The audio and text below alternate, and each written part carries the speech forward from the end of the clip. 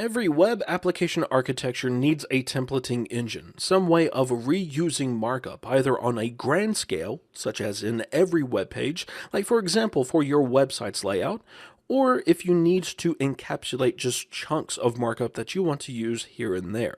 Well, Razor has two features that allow us to do these two things. One is called layout pages, the other is called partial views, and their names are rather indicative as to what they are used for. A layout page is for defining the layout of your website, so you can create a single layout page that contains your site's layout, and then you can use it throughout all of your views. But you're not stuck with just using one layout page. You can use multiple layout pages. All you have to do is just reference the appropriate layout page inside of your views. And a partial view is a way of encapsulating a chunk of markup so that you can reuse it wherever you need to.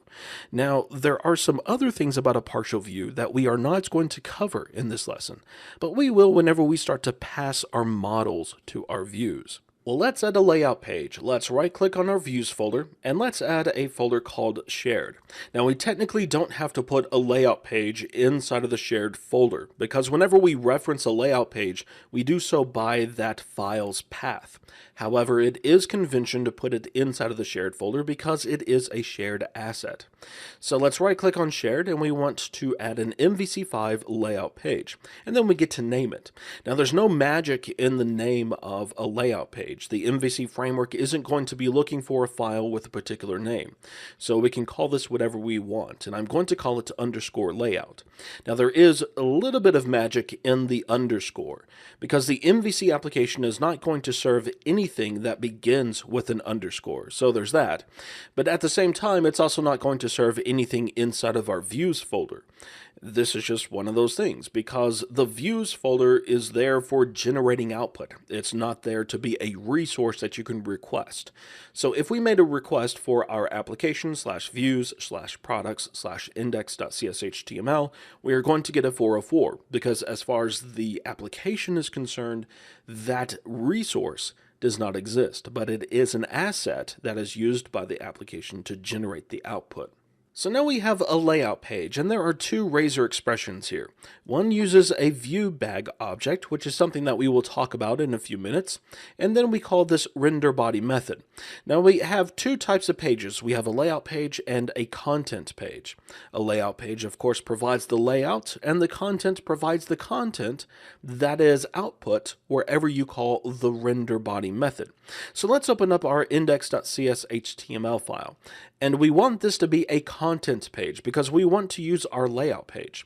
So we can get rid of basically everything except our content, which is this P element and then our unordered list. So let's get rid of everything else. And then we need to change the value of our layout property. Instead of setting it to null, we want to set it to the path to our layout page. So we can use ~/ to reference the root of our application, and then views, shared, and then underscore layouts.cshtml. And now we have a content page that references our layout page. So if we run this and we go to /products, we are going to see the output of our layout page and the content page. So let's view the source, and we have our HTML document, and then we have our content. And of course, that's a really nice thing, but it's not a complete solution because there's more to just this main content to a content page. Let's say that we have a sidebar and some of our pages need to supply content to that sidebar. So inside of our layout page, we can define a section that's called sidebar. So let's add another div element here. And this isn't going to be a sidebar because we don't have any styling to put this to the side. But instead of calling render body, we want to call another method called render section. And there are two overloads. The first accepts just the name of the section that we want to render. So here we can just call it sidebar. The second overload accepts a Boolean value for the second argument. And if it's set to true, then it means that this section is required. So all of our content pages that use this layout page have to define a sidebar section.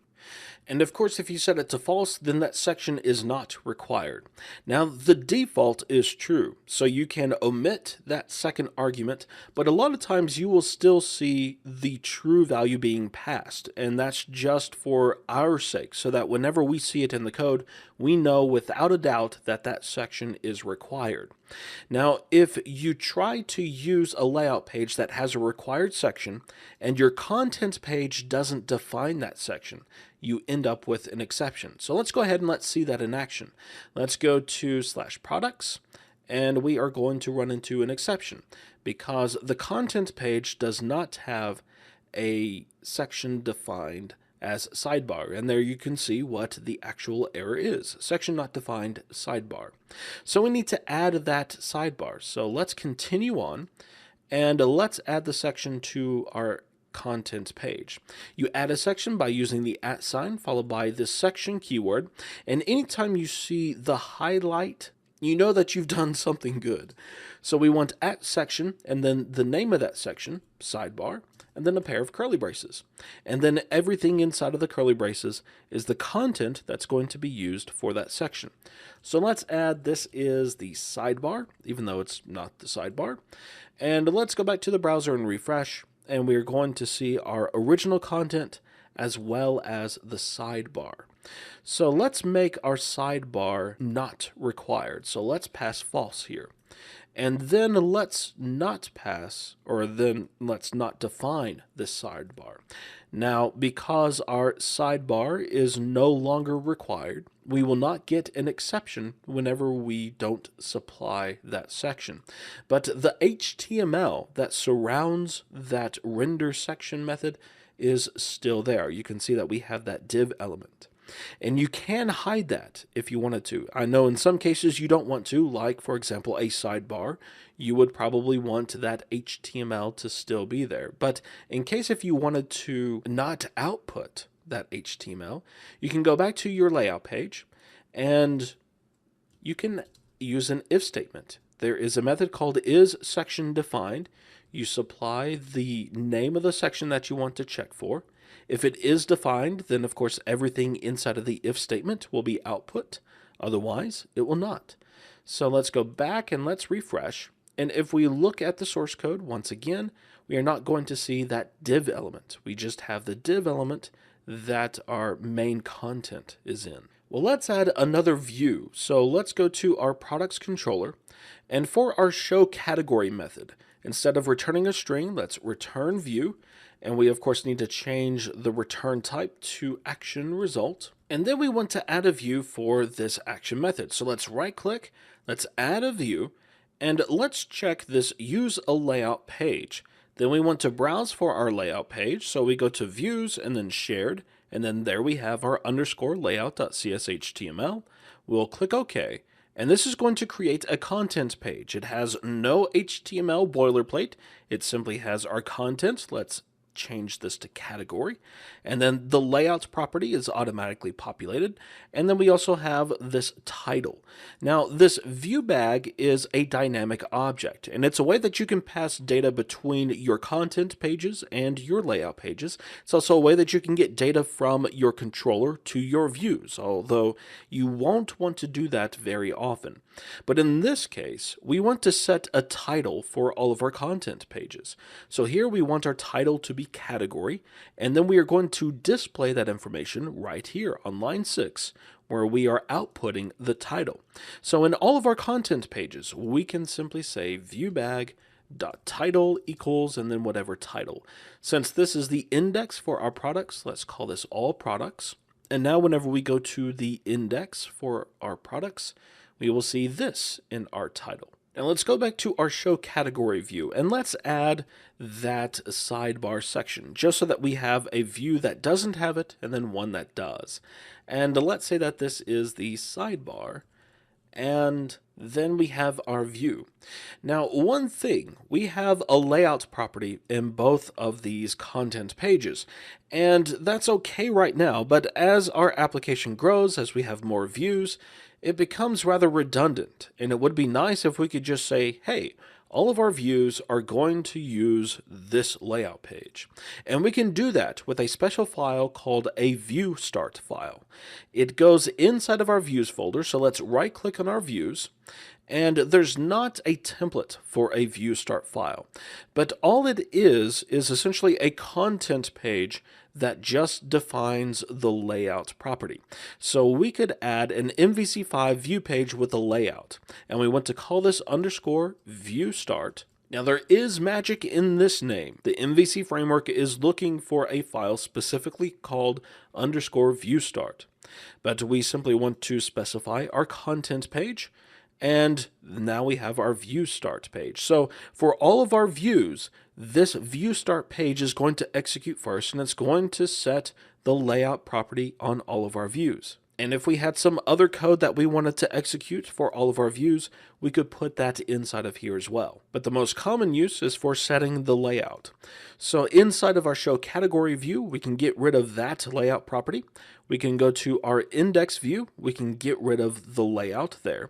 And whenever we run the application, we can go to both products, which we will go there first. And whenever we view the source, we are going to see the markup that we saw before. We have our HTML document, then we have our div element for our content, and then our content. And if we go to products and then /CPU, we are going to see the HTML document that, of course, has our boilerplate stuff, then our content, and then the HTML for the sidebar. So it's a really nice feature. If you find yourself using some properties of our view pages or running the same code in all of our views, you can put that inside of your view start file and everything will just work. Well, the last thing I want to look at in this lesson is the partial view feature. Now, this is going to look a little ho-hum right now because the true power of a partial view comes whenever you pass data to it. And we will get into that whenever we start passing model data from our controllers to our views. So for right now, we're just going to use some static content. And this is what it is. This is going to be used for displaying a list of products, and we have that not only in this index view, but we also want to display a list of products in our category view. So this is something that we want to reuse, and that makes it a prime candidate for putting it inside of a partial view. So let's right click on our products folder, and we want to add a MVC5 partial page. Now you can think of a partial page as a content page, except that there is no layout page. It's just a chunk of markup that you are essentially going to embed into another view. So I'm going to call this underscore product details. And once again, I'm using underscore here because this is an asset that is going to be used for outputting content. So I will click on OK, and we get essentially a blank screen. So I can paste that markup here. And then because I want to display a list of products inside of the index view, I want to use our HTML helper to grab that partial view. And we have a method called partial. You simply supply the name of the partial view. In this case, it's underscore product details. We don't have to put CSHTML at the end. It's automatically going to find this partial view inside of our products folder. Now, if it wasn't inside of our products folder, it would look inside of the shared folder. And then if it didn't find it there, then we would have an exception. So I tell you what, instead of doing that outside of this for each loop, let's do it inside of the for each loop. For as many characters that are in Hello Razor, we'll get rid of the UL element. And now our index view is primed for displaying a list of products. And then inside of our category view, for right now, we can just output one product. So we will call the partial method on our HTML property and pass in underscore details. So let's run this. And for the category view, we see that we have our product information. But if we go to just our products, then we are going to see product name, product price, and so on and so forth. And as I said, it's a little ho-hum right now, but it'll be a lot better whenever we have some data that we are passing to that partial view. So Razor gives us a lot of tools that allow us to reuse markup. We have layout pages, which allows us to define main content areas as well as individual sections. And then we also have content pages that supply content for those layout pages. Then we have the partial views, which allow us to reuse individual chunks of markup.